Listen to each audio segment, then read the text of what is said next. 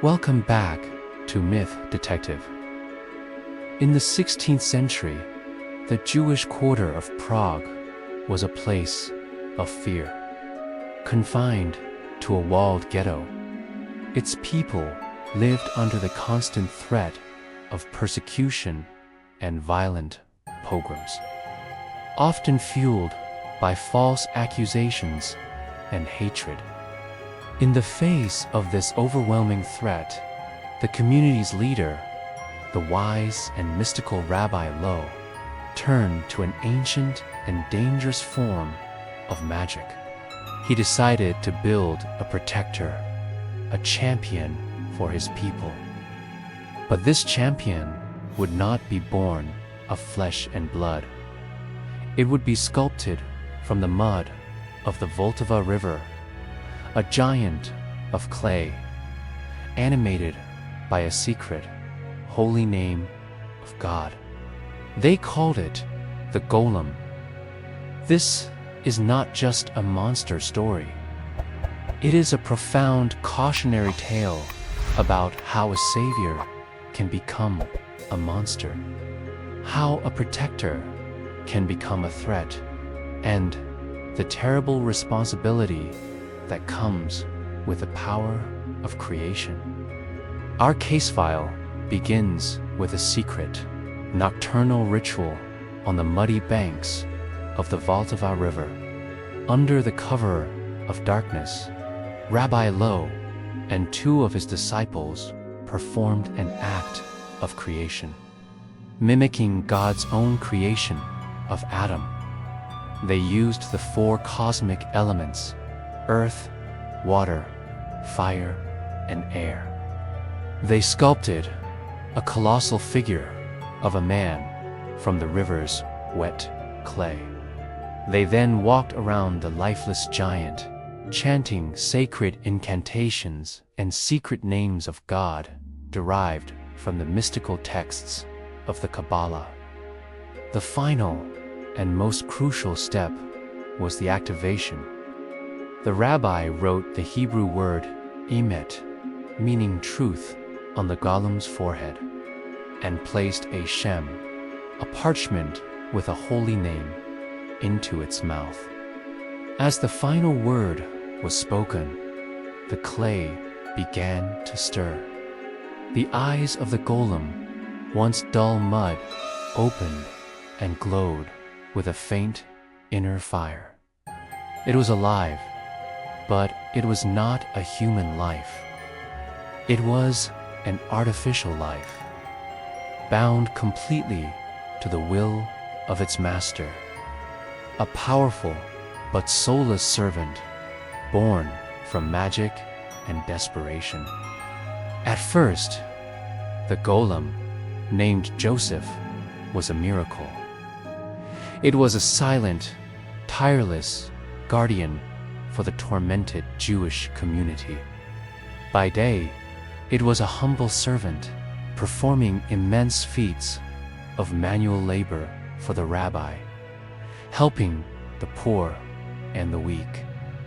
But its true purpose was revealed at night, and especially on the Sabbath. This was when the community was most vulnerable to attack.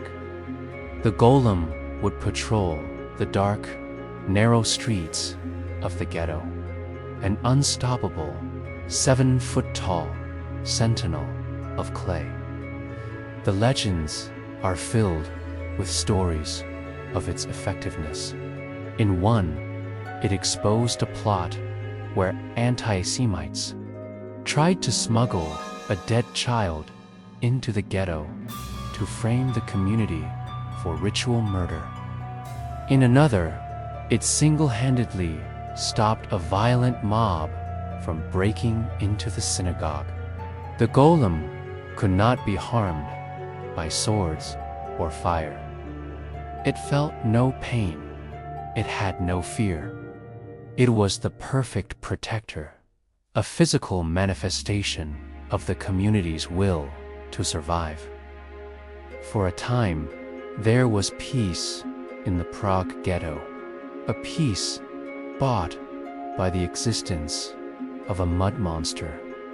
But the case file takes a dark turn.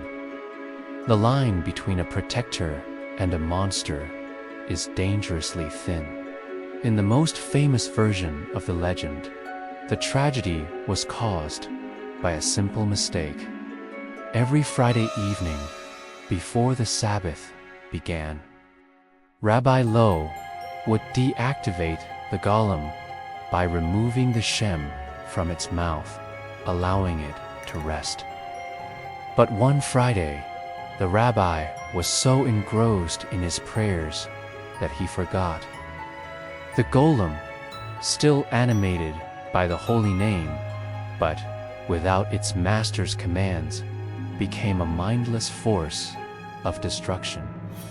Its protective instinct twisted into a blind, uncontrollable rage. It began a rampage through the ghetto. Its immense strength now a source of terror for the very people it was created to protect. Houses were smashed, streets were torn apart. The community's savior had become its greatest threat. Another version tells a more tragic tale, that the golem developed a form of consciousness and fell in love. And its rampage was one of heartbreak after being rejected. Either way, the result was the same. The creation had turned on its creator. The case file concludes with a heartbreaking confrontation. Rabbi Lo, seeing the destruction, knew what he had to do.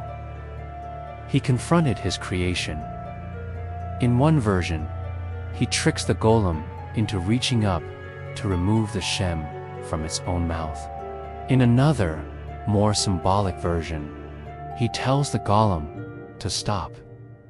And as it looks up, he reaches up to its forehead and erases the first letter, Aleph, from the word Emet. Truth, leaving only Met, the Hebrew word for death. The inner fire in the golem's eyes extinguished. The giant of Prague crumbled back into a lifeless pile of clay.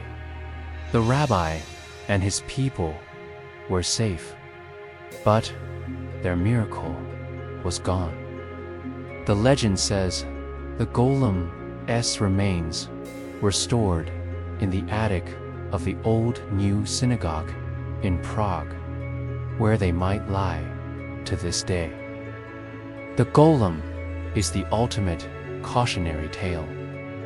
It is the ancestor of Frankenstein's monster, the Terminator, and every story about AI gone wrong. It asks a timeless question that haunts us even more today. When we create something powerful to protect us, what protects us from our protector?